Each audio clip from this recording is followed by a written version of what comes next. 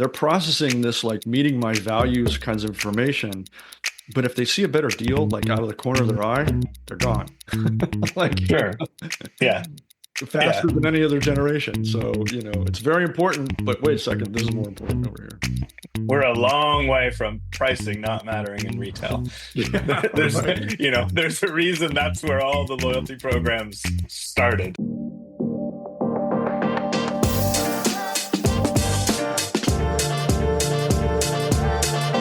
Joel Percy is regional director at Eagle Eye, and his team and my team have been trying to get this conversation on the books for, I mean, well over a month. Actually, it's been closer to 2 months, just kind of wrangling schedules. So I'm glad we're finally here. This is going to be a really interesting conversation because, as Joel and I were just saying before we hit the record button, the topics we're addressing kind of bubbled up almost out of nowhere and have become, they were always compelling and important, but now I think there's added weight behind all of it. So with that, Joel, thanks for joining me. I really appreciate it.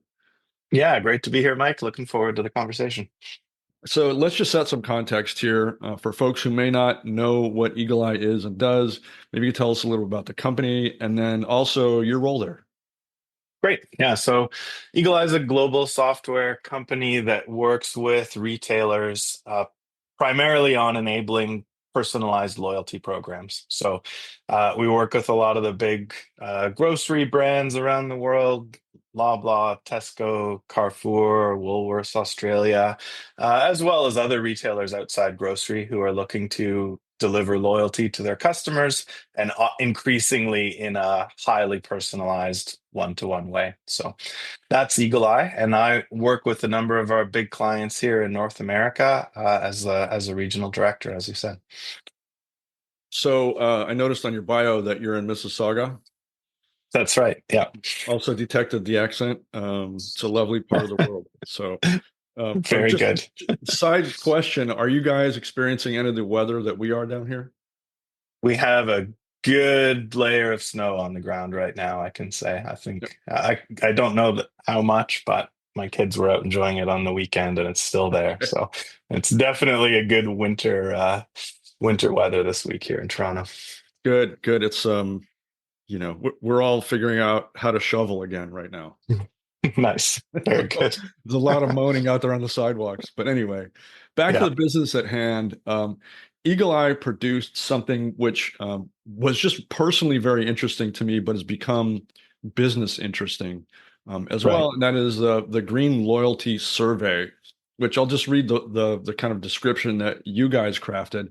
Uncovers how sustainability and health and wellness preferences shape consumer loyalty and purchasing decisions in grocery shopping across the US and Canada. So, great headline. If you're concerned with sustainability at all, this is something to read and really dig into. Even if sustainability isn't really either your business wheelhouse or one of your core passions, there's an awful lot here that indicates or just points to what's driving consumer loyalty right at this moment in time. So I think there are lots of really compelling reasons to pay attention to this. I wanted to just spend a few minutes kind of cherry picking some of the highlights, Perfect. and Yeah. maybe you can add context to all that stuff. Sounds great. Yeah. Okay, so we'll start here. Sustainability as a priority and loyalty driver. And the data says 74% of Gen Z, just think about that, 74% of any cohort's massive. And 70% of families with children consider sustainability extremely, you can't see my air quotes, but I'm doing them, or Yeah. very important in the purchasing decisions. Yet nearly half of loyalty programs lack sustainability focused rewards. Huh. So big gap, also big opportunity. Yeah, absolutely. I mean, I think any retailer that you talk to is going to tell you that they're customer centric. And so, whether as a business sustainability has been a priority for you or whether it's been on the back burner, the fact that, as you said, 74% of any cohort is huge. If three-quarters of your customers care about something, then almost by definition, you need to care about it too. Yeah, you should be doing that. Yeah. can we just, before we go further into what that means, kind of just agree to put the lie to uh, whatever customer centricity is? Because every single company, you're right, says that. And yet it's this wide spectrum of what do you really mean by it? Is it just optics or are you really doing something about it? So anyway, I'll jump off my soapbox right now and get back on topic here. Um, Very good. Yeah. so Maybe the way I would see it is that it's what everybody's striving for, and we're all achieving it to a greater or lesser you're so much degree. more diplomatic than I am. Congratulations on that, because I was thinking of entirely different words there. Fair Uh, enough. We'll leave it at so that. yeah, let's leave it there. So because I'm the one getting in trouble here. So the kind of secondary data point there is that 62% of all the respondents you surveyed are willing to pay a premium for eco-friendly brands. I mean, yeah, okay, 74% is a giant portion of any cohort, and as you said, it requires paying attention to. But I can't think of any more compelling stat than saying, look, and they're willing to pay more for it. So That's right. please, please, Yeah. please address this. Yeah. So I mean, we could end this conversation there and have made our really great point, I think. But 100%. Yeah, that's right. In fact, going back to our previous little detour there, you don't even need to be customer centric anymore to care about it.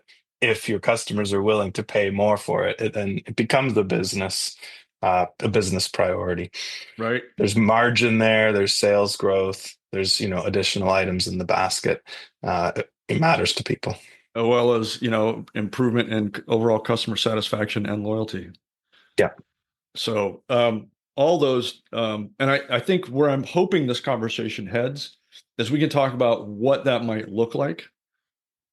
You guys operate and execute along these lines all day long, so you're going to have a really good view as to what this looks like, kind of at street level. But let's Yeah. continue, if I may, to cherry Yeah. pick a few more of these things. Great. Okay. Um, there are apparent health and wellness gaps, with 65% of shoppers willing to pay more for healthier products. Retailers are missing a valuable touch point, as 51% of respondents report a lack of health and wellness related incentives in their loyalty programs. I mean, is this just because maybe we got to go back to why that is? Is it because retailers just haven't been aware of these potential incentive avenues? Or is there something else there? I mean, I think there's a couple things. It probably is true that this matters more to people than it did 10 years ago. And so it's becoming more on the radar for retailers. It's also true that big data and analytics and the technology to enable it is much further ahead than it was 10 years ago. I mean, Yeah, you clearly. could do things 10 or 20 years ago. You could put stickers on the shelf to say this is good for the environment and this one's bad for the environment. And you could do it in a relatively simple way. But technology enables it to a much more useful degree these days. And then I think the other, going back to my like rather crude, like good, bad sticker example, there also are business pressures on this. Grocery stores operate with relationships with hundreds of suppliers that make all kinds of different products. And that's always a little bit of a give and take relationship. And so it's not easy to go out and start. It's very easy to put stickers on things that say these are good for the environment or healthy. It's harder to do the opposite because you're sort of hurting your business partners. And so there's a fair bit of headwind against a retailer that wants to give handed information across the board, the good, the bad, and the ugly, I think. But the tide is changing a bit. And, as the customer climate gets more and more, interested in this, and maybe even you'd say in some places demanding this, retailers are going to need to figure out a way to meet the demand, or they'll get left behind both by competitors who do. Right. I mean, a couple of things kind of come to mind as you're saying that. One is that there's all kinds of data out there right now about how Gen Z in particular is super conscious and to the point of demanding, Yeah. um, kind of, they want to see they would never say it in these terms, but they want to see supply chain transparency. They want to Yes. see Yeah. authenticity. They want to see that this is a good choice for the environment and socially. And I know the having looked over a lot of that data, uh, those factors still exist for earlier generations, but they're not quite as large, and they're Yeah. not quite as intense. Uh, That's right. but Gen Z seems to have a whole different way of yeah, that's not really fair. A progressively more adamant way of thinking through their purchases. Yes. I mean, I think that's true. And then I think layered on top of that, their experience of engaging with the world, forget grocery retailer, just their daily life, is much more digital and much more personalized than Completely. previous generations. And so, like, one of the images that comes to mind, if you think about, let's say, health and nutrition, it's been quite a long time, at least in Canada, and I don't know what it's like in the US in terms of the regulatory environment. A fast food restaurant has to produce their nutritional information. That used to be a little booklet behind the counter that nobody ever asked for. Right. But these days, the expectation would be that it would be overlaid on my particular order. I'd be able to add up grams of fat and sodium and all that for my particular, like, people are just expecting it to be available to them in a much more engaging and personalized way. And therefore, the uptake is higher. So it's the demand is greater and the ability to deliver it is a lot greater. And I think those two things are converging. Yeah, it's an interesting moment in time for this particular topic. Was talking to somebody recently, uh, yesterday, the day before, about uh, some of the technology that's now available to produce supply chain transparencies, those traceability solutions that are, have been around to some degree and maybe some of the hard goods in retail, but now they're figuring out how to uh, deploy those same kinds of tools in grocery where things are just so much more complicated. And I thought, okay, yeah, I get that. You've got freshness ideas to deal with that you really don't in hard goods and other things. But the Yeah. person I was talking to pointed out that like that's nothing.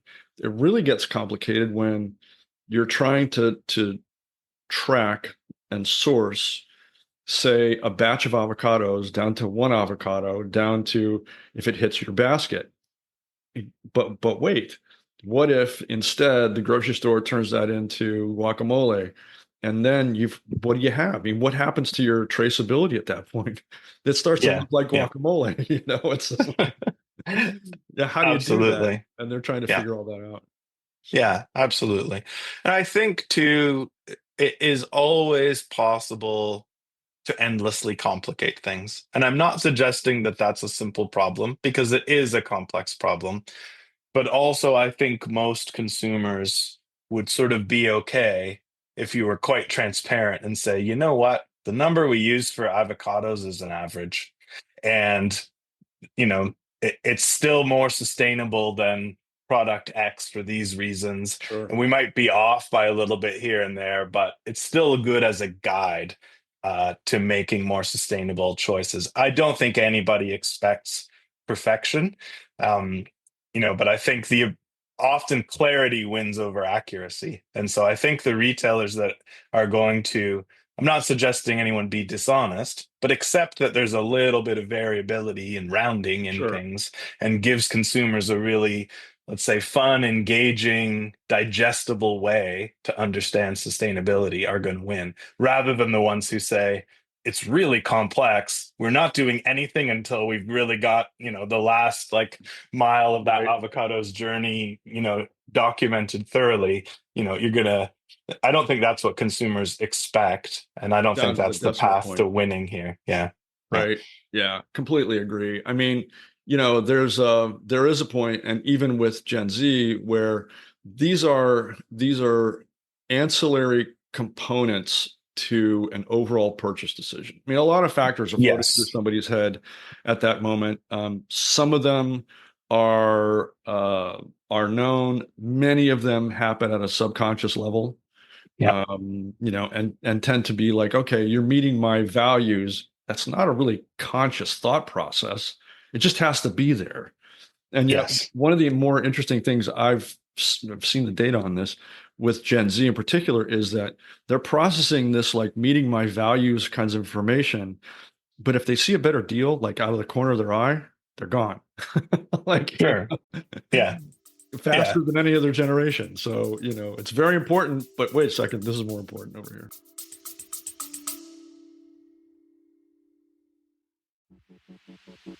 The 2025 Global Exie Awards are now open for entries. The Exies are the first and only awards program dedicated to highlighting the innovative approaches to customer experience, CX, employee experience, EX, user experience, UX, UI, experience design, and experience architecture across verticals, retail experience, travel experience, healthcare experience, and more. We're working with a growing list of sponsors and partners around the world to honor the breakthrough approaches to creating experiences that drive results.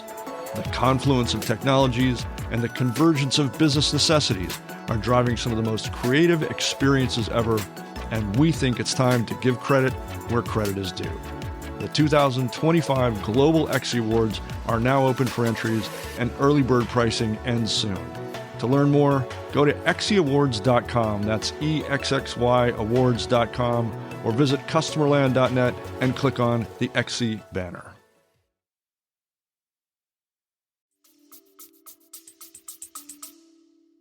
We're a long way from pricing not mattering in retail. Yeah, There's, right, there's a reason that's where all the loyalty programs started, right. is, Yeah. giving monetary value and discounts and points. And, I think some of the conversations we're having like this one today they enhance the experience, they add to it. They certainly don't replace the need for Right. value, especially in today's economic climate. But honestly, you know, always, I think that's just true in Not grocery. going away. Yeah, it's not going. Exactly. Yeah. Yeah. You mentioned, and it's only fair that we touch on this, some of the differences between the way Canada might treat these topics versus the way the US is and does. I mean, let's just acknowledge what is right now some fairly significant regulatory headwinds on the US side Yeah. coming down the road. And I think people who are concerned with sustainability, who operate in that space, are all kind of going, okay, what's our best course of action here? But it's interesting that the story you told about going to McDonald's and they had the booklet of what the ingredients were and where it came from and whatever the calorie and salt and sodium and sugar counts were, kept it behind the counter. And now it's a much more front and center thing. And I think that probably is the same on this side of things. Yeah. Yeah. But the US has had a really a habit, I'll say, of getting creative with product labels. And I think, that's a conversation that again takes us into dangerous territory. But saying all natural in this country doesn't really mean a whole lot anymore. And I'm Right. interested, I Right. mean, that it should be one of those monikers, one of those labels, or a brand stamp that has meaning. But if you really dig into what that really means technically, legally here in the States, it's kind of like not a lot. You have to go deeper than that. Sure. Yeah. Yeah. So, we play with labels because we can make, you know, increase sales, but those labels have some trust factors that are, you know, questionable, I'd say. Yeah, I mean, I think that's fair, and I think, to be honest, that's going to be true anywhere. So once you find something that consumers care about and that drives behavior, and it's shown to work and drive business results, then there's going to be a natural desire to sort of push right up to the line for businesses to maximize that. And certainly, and maybe you are arguing over the line at times. But I think even that, your example, the fact that the label all natural gets used in marketing, maybe sometimes inappropriately, is just further proof that customers care about things being all natural. You wouldn't fudge it if it didn't If it didn't matter. matter to the end Right. customer. Yeah. Great point. Great point. I just want to point out that the way you're addressing these topics that I'm bringing up here is a much kinder approach.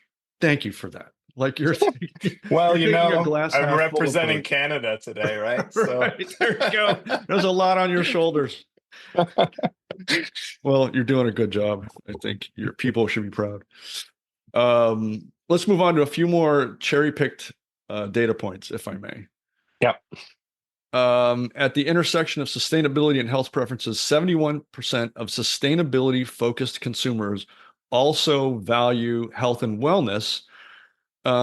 Retailers really need to think about integrating those rewards. I mean, there's a lot of crossover between sustainability consciousness and health and wellness consciousness. I think you'd find if you did any kind of real segment analysis that you'd find huge overlap between those two preference sets. Agree. Yeah. Yeah. Yeah. There's overlap in the customers who care about it. And I think I would argue there's also a lot of overlap in the shape of the solution for retailers. Like, how do you how do you cater to customers who care about sustainability, and how do you cater to customers who care about health? I would argue are pretty parallel questions for grocers. You want to give them incentives for choosing specific products. Certainly you want to give them some kind of information at least so that they can make more informed decisions. And healthier or more sustainable, it's sort of the shape of the problem is the same. It might be two different data sets, but I think if you can do one, you can do the other. And as you said, it's probably the same people who care about both. Yeah, certainly very closely aligned. Yeah. So I think it would be really healthy and interesting to shift the conversation a little bit away from the data points and talk about what retailers, grocers can be doing with this information. I mean, there are clearly gaps which represent some opportunities. So what does that look like if you and your teams are talking with grocers or retailers, Yeah. pointing out what the data says? What are you suggesting would be their action points to take advantage of these things, to leverage that? Yeah. Great question. So, I mean, first and foremost, I think every retailer I know, and particularly the loyalty teams, are trying to crack the question today of how they provide more utility to the customer, say in their app or in their loyalty program, rather than just more discounts, more points. They can always spend more money to get customers to behave a certain way or make product selections. But how do I do it in a way that doesn't just involve this like race to the bottom on price? Right. And so the answer is this concept of utility. I want to make my app and my digital properties useful to you. I want them to be something that you're going to visit regularly because you find them a helpful part of planning your shop and while you shop and after you shop. And both sustainability and health, I think, hit that right on the head. Like, what I want as a consumer, if I care about these things, is information at my fingertips. So tell me more about the health properties of the products I'm buying. Tell me more about healthier alternatives to things that I have been buying. Tell me more about more sustainable versions of things I've been buying. Tell me about my carbon footprint, over time, and can I track it and can I watch it go down, and can you suggest ways to make it go down? All of that doesn't involve putting a penny in the customer's pocket. It's just viewed as useful and helpful. Then I think in addition to that, like the next layer of that, then we would see as personalization. So a lot of retailers are doing a great job at personalizing coupons and offers. It's rare to see much personalization outside of, you know, Mike likes Coke and Joel likes Pepsi. Great. Like that is a powerful personalization tool. But someone in my family may have certain dietary needs. And so you know what I care about when I'm scanning a product to get the Right. nutritional information. I don't need to see the whole label, but I would like a red warning on, this contains gluten or whatever it is that's important to me and my family. So there's that level of personalization on what matters to you, or even just what health metrics are you tracking, or how does that look for you?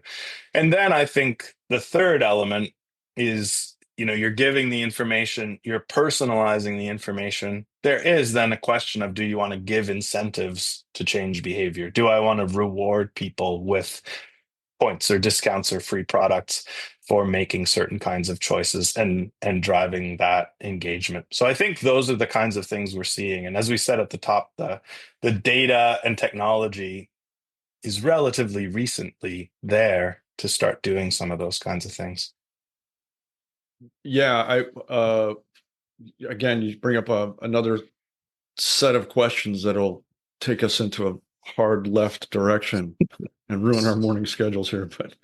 Uh, was talking recently with a couple of different people actually, but one comes to mind is um, a group that's developed actually it's a fairly basic loyalty engine in terms of its mechanics, but it's brilliantly executed and brands are using it to incentivize good behavior. Do Yeah, something, any one of these tasks that we would consider improving the sustainability of your life with or without our products, and we'll yeah, reward you with some sort of thing. And yeah, that's turning out to be a really neat thing. I told these people that I would be super interested to check in 6 months or a year because the adoption rate has been phenomenal. It's just been outrageously good with that product. right. How brands that are using it are leveraging it for their business, because at some point the feel good has to materialize into something bottom line oriented.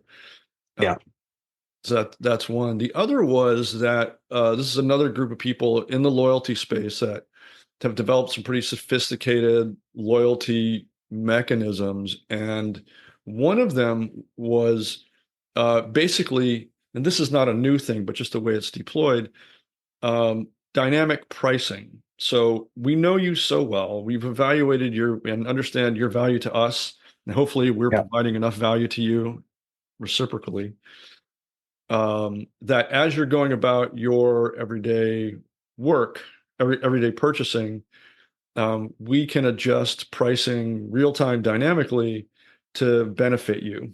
You don't yeah, need a piece of paper or a shelf label or something that says, "Hey, if you're this, you get that." It yeah, literally just shows up in your app or at checkout saying, you, you know, you're a believer in us, we're a believer in you. Here's some money, yeah, yeah, which is a really interesting take. So, yeah, absolutely. Yeah. It's, there's certainly a lot more possible today than was a few years ago. Dynamic pricing being a great example of that. A somewhat controversial one. A uh-huh. lot of retailers are interested but also cautious, I think rightly so, about that, but it shows you what's possible. Yeah, And I think the retailers that win are going to be the ones that figure out how to use it, rather than and sort of ask the question, just because we can, does it mean we should? There right. are lots of things you can do today, and what are the ones that are going to benefit the business and the customer? Yeah. um, I think is sort of the key question for retail leaders right now. Yeah, it's absolutely an interesting moment with what, as you said at the top of this conversation, big data allowed us to think differently about things we couldn't even think about, we couldn't even really consider before. But Yeah. then what did you do with all that data? How do you wrangle it? How do you understand what's possible with that data you've now accumulated? And now, a few short years later, we have the ability to do that. And I think, Yeah. Yeah. I'm talking to people all day long who are doing some pretty spectacular things like you guys in grocery and retail. So, um, I honestly have another 20 questions I could put out there, but I think that would destroy our schedules. Plus, I think it's probably just two geeky people talking, and who cares about that? So anyway, with all that, Joel, I really appreciate this. It's I'm, as I said, glad that schedules finally mashed up and we're able to pull this off. But thank you. Yeah, absolutely.